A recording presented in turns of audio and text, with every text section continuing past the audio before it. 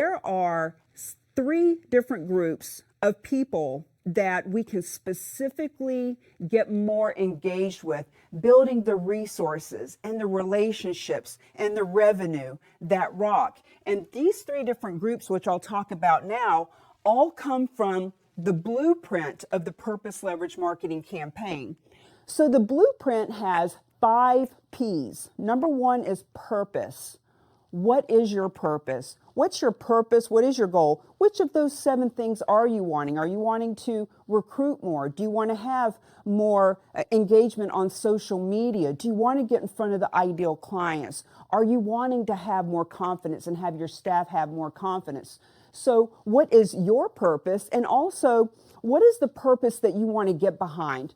Do you want to help the puppies or the kids or the veterans or the homeless or the elderly? Like whatever it is that you're passionate about, we get really clear on what your purpose is. And when we know what that purpose is and what your purpose is for doing this campaign, the second P is positioning. We want to get you positioned, both in social media and physically, how you're walking into a room or a conversation. A lot of times people don't have consistency in their social media. You can't really tell what they stand for, etc. So to be seen as a leader, to be seen as on purpose is so important. There are massive amounts of statistics as far as why being on purpose is great for your business. Obviously, doing the right thing helps people and planet, but it also helps profit. And one of the reasons for that is because 87% of consumers, customers, and clients, 87% will choose you over the competition when they know that you're on purpose. So we want to get you positioned and seen that way. Once we've gotten you into that positioning, now we start talking about how do we start partnering you.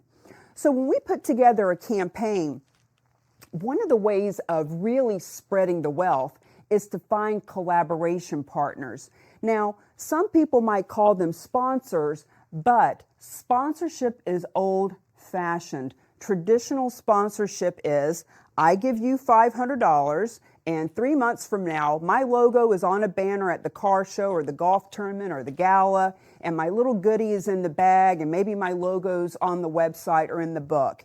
Very passive. And whether the person is sponsoring because they want to help the veterans or whether they are sponsoring because they want to be seen in the public as giving back, whatever the reason is for sponsoring, let's actually help them to be seen.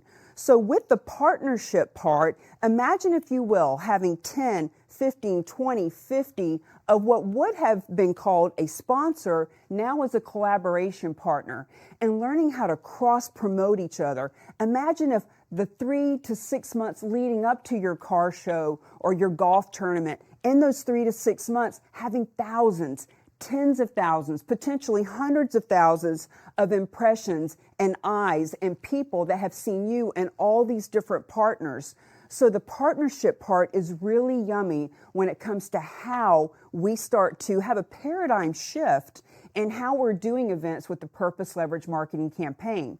Now, the next P from positioning and partnering is in the promoting. So how are we doing the promoting with all of our partners? How are we getting out there and being seen and being heard? Which leads me to, what are the 3 groups? So whether it's 500, 5,000, 50,000, there are people that you already know, that you've already done business with, your current clients, people in the area, your social media, people you went to high school with, your friends, your family. In other words, all the people that you already know, you, your company, your organization, the people you already know. The fact is, 10% of them every year would be giving you business, whether they're going to hire you to list their house or send you a referral, or they need new insurance, or they want to try your new vitamin. Like 10% of them would be hiring and doing business with you. But the problem is people aren't getting in front of their past clients like they could or should, because imagine if you're a real estate agent, you call Bob up and you say, hey, Bob, you and Mary bought a house for me 2 years ago. I'm just wondering, who do you know that wants to buy a house, or who do you know that's in the market? You don't want to make that call because it's icky and salesy, and Bob doesn't want to receive it. So there's a lot of business that's left on the table because we simply aren't top of mind and in front of our past clients, our current clients, our friends and family. When we have a purpose leverage marketing campaign going on, now we have a reason to reach out. So for example, when I was in real estate, I did an antique car show, and this is how I learned how to do this 18 years ago. And for 7 years in a row, I had that car show, and I could call the title companies, the mortgage, the insurance, the inspectors, my past clients, other real estate agents. Like I could call all the people that I knew, and I could say, hey, got an antique car show coming up, looking for hot cars, looking for people who love cars, looking for businesses that want to sponsor and support, and also looking for people who want to help the horses, because you know all the money is going to the Live and Let Live farm, and people that want to save the horses looking for those too.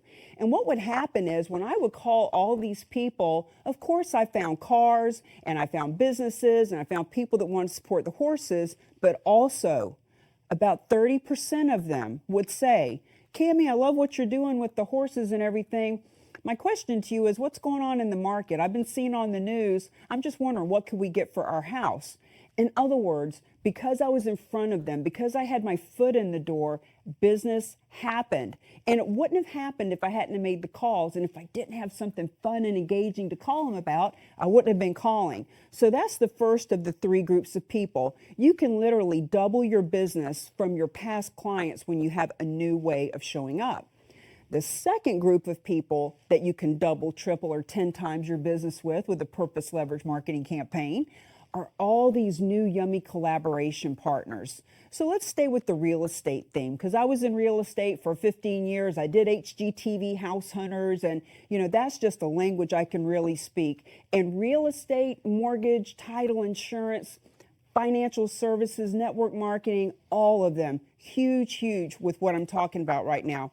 So now we've got this campaign and we're doing the car show, and I have 10, 15, 20, 30 other businesses that are all wanting to help the horses. They all want to get involved in the car show and the horses, etc. Imagine if I go around, or you go around, and do a Facebook Live at each one of their businesses and talk about what they're donating for the raffle and why they're getting involved and why they want to help the horses and who they are as business people. And all of us commit to liking, commenting, and sharing each other's Facebook Lives. And we have a list of all the collaboration partners, and we all send it out in emails. And we are all getting engaged with one another. So the first group of people that could double our business with a purpose leverage marketing campaign are the people we already know. But now let's get into talking about our collaboration partners and the thousands and the tens of thousands of people that they're connected to in email, social media, out in the community, etc. Imagine doing a campaign where the flyer has your logo on it and a handful of main sponsors or collaboration partners, and we teach them how to take that flyer, each real estate, each title company, each dog walker, each financial planner, teach them how to go out and promote the event with your logo on the flyer. Thousands of people see you, so you can just imagine how that can double. And you're making relationships with them. You're not just giving money and showing up in 3 months at the car show and setting up a table like we normally have seen. We're actually getting involved in building resources and relationships leading up to the event. So that's the second group of people. The third group of people that this specifically puts you in contact with are your ideal clients. So here's a great example of that. I was doing a campaign with a group called Realtors for Recovery, and they were partnered with the Rotary in the seacoast of New Hampshire. And with the Realtors for Recovery, there was a woman there that said, hey, how do I use this to build my business? And I said, well, who's an ideal client for you? She said, well, I like to do business with people that are in their late 20s, early 30s. They've already got kids. They own a house. But now they're ready to get their next house. They need the next bigger one. So they're selling and they're buying. So in any market, that's a $15,000, $20,000, $30,000 client for her. So I said, here's how you do it. We were doing a diaper drive at the time because this group is associated with helping with the opioid crisis in New Hampshire. And one of the groups that they help are women who are coming off opioids and having babies and cleaning up their lives and becoming a contributing member of society. And you can imagine how when it's already tough to pay rent, it's already tough to buy food, and now you need diapers. So we did a diaper drive to help these ladies out. We ended up gathering up 7,000 diapers for this diaper drive. So I taught this agent, I said, look, take the flyer for this diaper drive and you go where your ideal clients are. So where are her ideal clients? These people have young kids, 2, 3 kids that are 4, 5, 6, 8 years old. They are at the dojo, the dance place, the Mommy and Me, the Boys and Girls Club, all the schools, all the different places where these families would congregate and do business. I said, take that flyer and go to the dojo owner and say, hey, we're doing this event where we are gathering up diapers for the needy ladies in the area coming off opioids. What we're looking for are some physical brick and mortar locations to have drop-offs so we can let the whole community know if they have extra diapers left over from little Billy, or if they want to go out and buy some diapers, this is a location they can drop them. I'll do a Facebook Live with you and I'll promote that you and your dojo and your community are giving back. You're being a contribution. And when we do this Facebook Live, all of your people will see what a contribution you are. You've got 300 sets of parents here that can all drop off diapers, and all those parents that have diapers that have never been here can walk in and drop them off because you're a drop-off location and you get the opportunity to build business with them. So think about the strategy of this. This real estate agent is building a relationship with the dojo owner. And that dojo owner knows 8, 10, 12 realtors, and so does every parent that comes in there. But wow, talk about a unique sales proposition. When she does this Facebook Live and he shares it, all those parents and all of his following see her.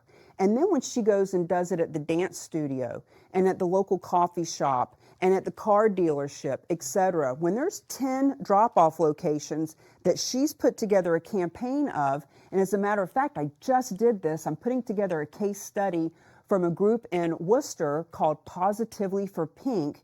Michelle Power and Positively for Pink help women with breast cancer. And we did a bra drive and we did the same thing. We had the real estate place, the mortgage, we had a restaurant, we had a spa, and they all had drop-off locations for the bras.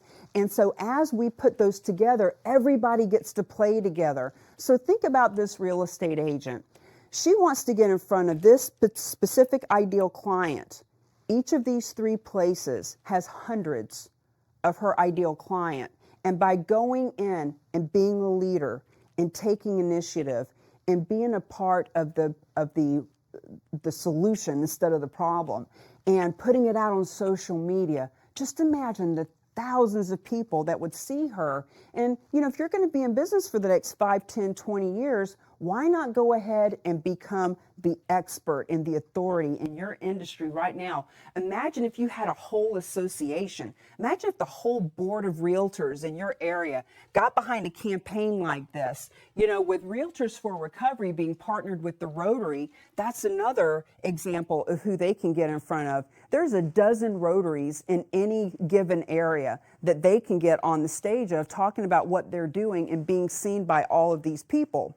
So, people you already know, all your collaboration partners and the tens of thousands of people they know, and getting in front of the ideal client. These are the 3 different massive groups of people. And any one of those first 7, ideal clients, recruiting, social media, leveraging your time, any one of those, getting a strategic strategy around it is another way that you can double your business. So with all the P's, starting with purpose, going into position, partnering, and then into the promoting, the last P is the payoff. And the payoff is influence, impact, and income while we're being inspired. So my name is Cami Baker, CamiBaker.com, author of Mingle to Millions. It would be my honor to serve you and your community to help you double, triple, or 10 times your production and become more profitable. Thank you.